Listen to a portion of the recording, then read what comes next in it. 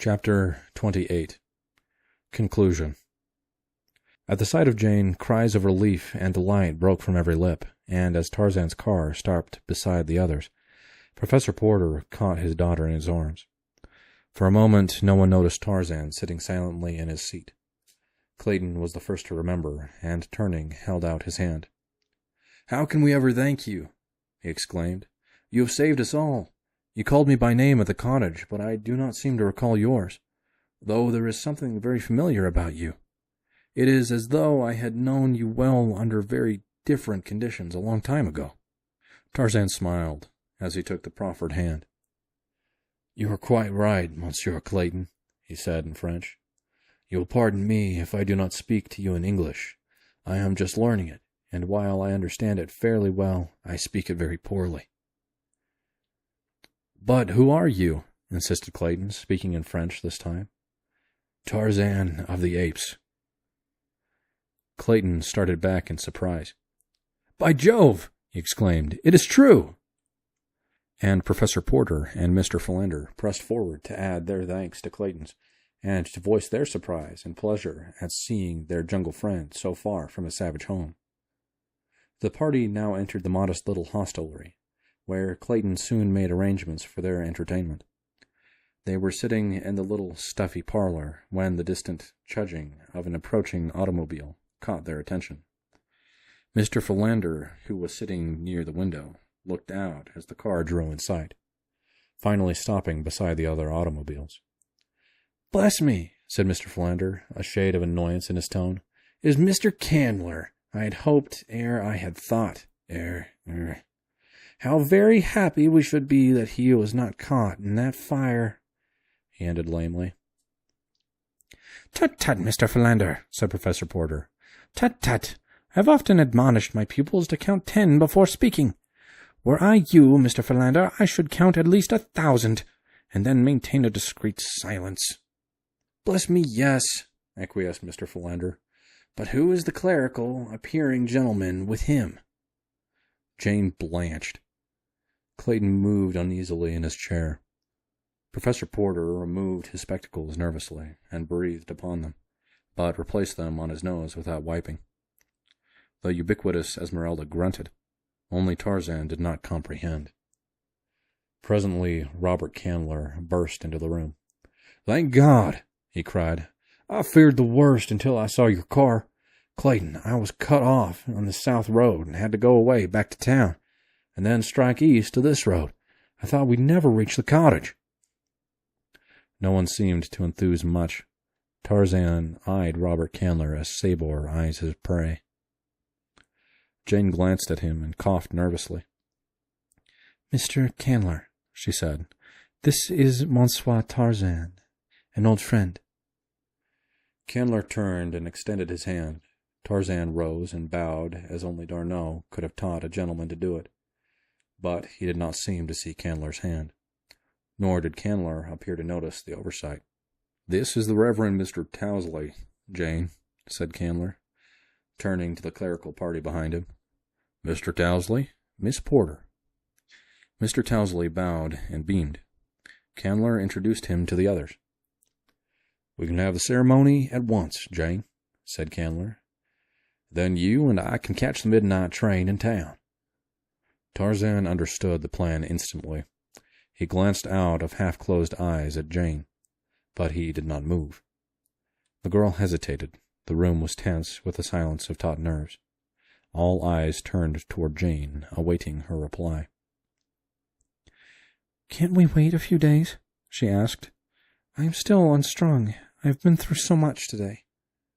Candler felt the hostility that emanated from each member of the party. It made him angry. "We have waited as long as I intend to wait," he said roughly. "You have promised to marry me. I shall be played with no longer. I have the license, and here is the preacher. Come, Mr. Tousley. Come, Jane. There are plenty of witnesses, more than enough," he added with a disagreeable inflection, and taking Jane Porter by the arm, he started to lead her toward the waiting minister. But scarcely had he taken a single step ere a heavy hand closed upon his arm with a grip of steel. Another hand shot to his throat, and in a moment he was being shaken high above the floor as a cat might shake a mouse. Jane turned in horrified surprise toward Tarzan, and as she looked into his face, she saw the crimson band upon his forehead that she had seen that other day in far distant Africa, when Tarzan of the Apes had closed in mortal combat with the great anthropoid Turcons. She knew that murder lay in that savage heart, and with a little cry of horror she sprang forward to plead with the ape-man. But her fears were more for Tarzan than for Candler. She realized the stern retribution which justice metes to the murderer. Before she could reach them, however, Clayton had jumped to Tarzan's side and attempted to drag Candler from his grasp. With a single sweep of one mighty arm, the Englishman was hurled across the room, and then Jane laid a firm white hand upon Tarzan's wrist and looked up into his eyes. "For my sake," she said. The grasp upon Candler's throat relaxed. Tarzan looked down into the beautiful face before him. "Do you wish this to live?" he asked in surprise. "I do not wish him to die at your hands, my friend," she replied. "I do not wish you to become a murderer." Tarzan removed his hand from Candler's throat. "Do you release her from her promise?" he asked. "It is the price of your life." Candler, gasping for breath, nodded. "Will you go away and never molest her further?" Again the man nodded his head, his face distorted by fear of the death that had been so close. Tarzan released him, and Candler staggered toward the door. In another moment he was gone, and the terror-stricken preacher with him. Tarzan turned toward Jane. "May I speak with you for a moment alone?" he asked. The girl nodded and started toward the door, leading to the narrow veranda of the little hotel. She passed out to await Tarzan, and so did not hear the conversation which followed. "Wait!" cried Professor Porter as Tarzan was about to follow. The professor had been stricken dumb with surprise by the rapid developments of the past few minutes. "Before we go further, sir, I should like an explanation of the events which have just transpired. By what right, sir, did you interfere between my daughter and Mr. Candler? I had promised him her hand, sir, and regardless of our personal likes or dislikes, sir, that promise must be kept." "I interfered, Professor Porter," replied Tarzan, "because your daughter does not love Mr. Candler. She does not wish to marry him. That is enough for me to know." "You do not know what you have done," said Professor Porter. "Now he will doubtless refuse to marry her." "He most certainly will," said Tarzan emphatically. "And further," added Tarzan, "you need not fear that your pride will suffer, Professor Porter, for you will be able to pay the Candler person what you owe him the moment you reach home." "Tut, tut, sir!" exclaimed Professor Porter. "What do you mean, sir?" "Your treasure has been found," said Tarzan. "What? What is that you are saying?" cried the professor. "You are mad, man. It cannot be." "It is, though. It was I who stole it, not knowing either its value or to whom it belonged. I saw the sailors bury it, and, ape-like, I had to dig it up and bury it again elsewhere. When D'Arnot told me what it was and what it meant to you, I returned to the jungle and recovered it. It had caused so much crime and suffering and sorrow that D'Arnot thought it best not to attempt to bring the treasure itself on here, as had been my intention, so I have brought a letter of credit instead.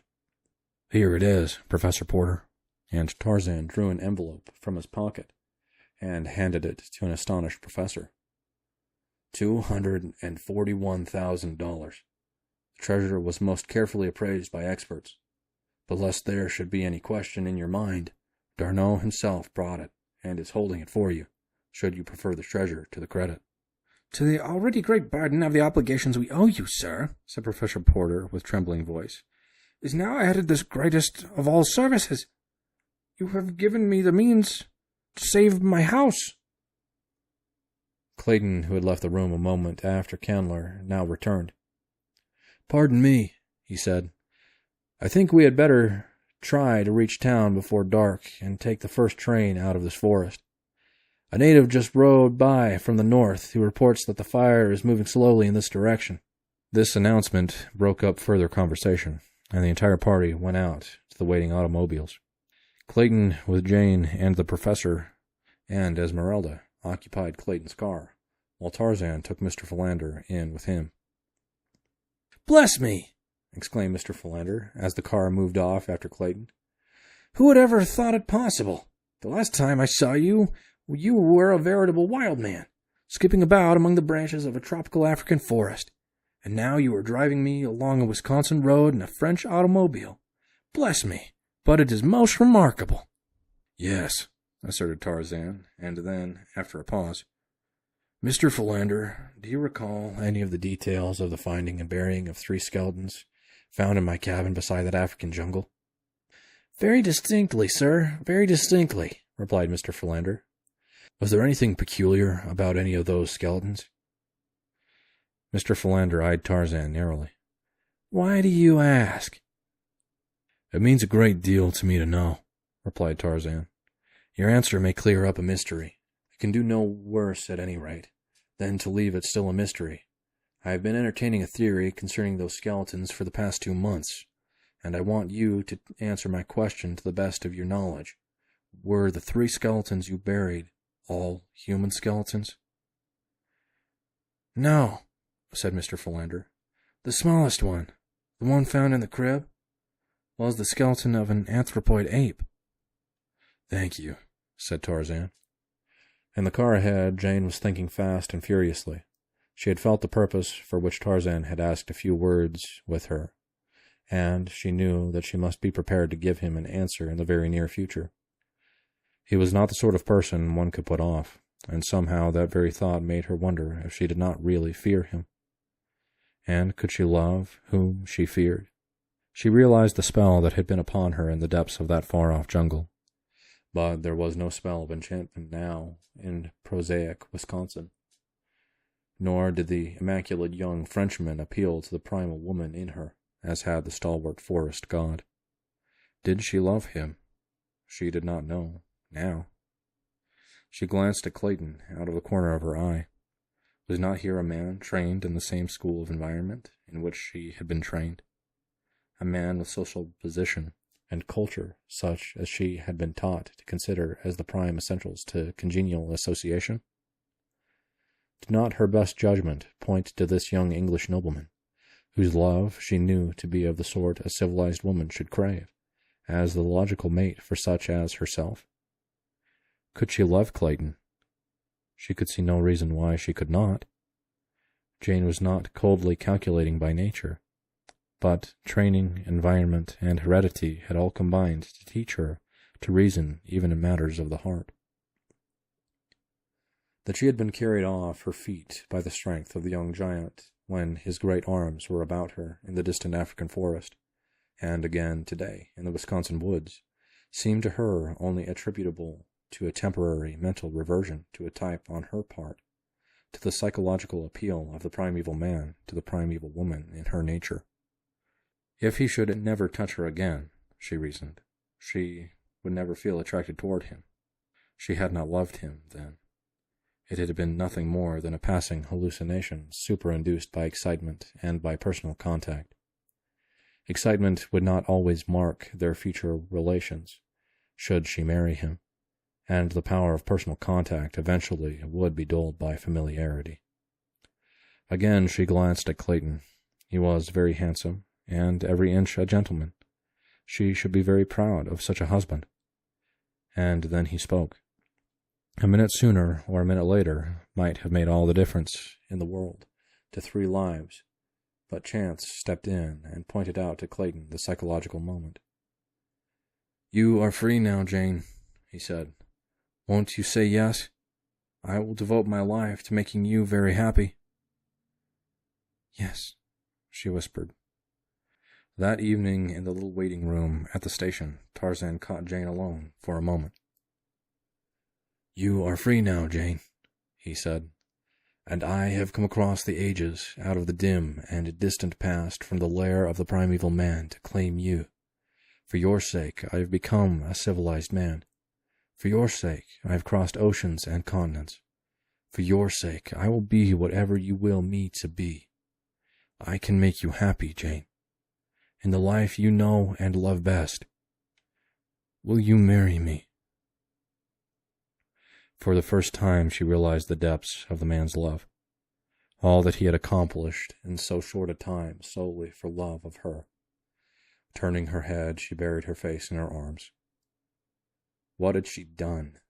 Because she had been afraid she might succumb to the pleas of this giant, she had burned her bridges behind her in her groundless apprehension that she might make a terrible mistake. She had made a worse one. And then she told him all, told him the truth word by word, without attempting to shield herself or condone her error. "What can we do?" he asked. "You have admitted that you love me. You know that I love you. But I do not know the ethics of society by which you are governed. I shall leave the decision to you, for you know best what will be for your eventual welfare." "I cannot tell him, Tarzan," she said. "He too loves me, and he is a good man. I could never face you nor any other honest person if I repudiated my promise to Mr. Clayton. I shall have to keep it, and you must help me bear the burden, though we may not see each other again after tonight." The others were entering the room now, and Tarzan turned toward the little window. But he saw nothing outside. Within, he saw a patch of greensward, surrounded by a matted mass of gorgeous tropical plants and flowers, and, above, the waving foliage of mighty trees, and, over all, the blue of an equatorial sky. In the center of the greensward a young woman sat upon a little mound of earth, and beside her sat a young giant. They ate pleasant fruit, and looked into each other's eyes, and smiled. They were very happy, and they were all alone. His thoughts were broken in upon by the station agent, who entered, asking if there was a gentleman by the name of Tarzan in the party. "I am Monsieur Tarzan," said the ape-man. "Here's a strange message for you, forwarded from Baltimore. It is a cablegram from Paris." Tarzan took the envelope and tore it open. The message was from D'Arnot. It read, "Fingerprints prove you are Greystone. Congratulations, D'Arnot." As Tarzan finished reading, Clayton entered and came toward him with extended hand. Here was the man who had Tarzan's title and Tarzan's estates, and was going to marry the woman whom Tarzan loved. The woman who loved Tarzan. A single word from Tarzan would make a great difference in this man's life. It would take away his title, and his lands, and his castles, and it would take them away from Jane Porter also. "I say, old man," cried Clayton, "I haven't had a chance to thank you for all you've done for us. It seems as though you had your hands full saving our lives in Africa and here. I'm awfully glad you came on here. We must get better acquainted. I often thought about you, you know, and the remarkable circumstances of your environment. If it's any of my business, how the devil did you ever get into that bally jungle?" "I was born there," said Tarzan quietly. "My mother was an ape, and of course she couldn't tell me much about it. I never knew who my father was." The end.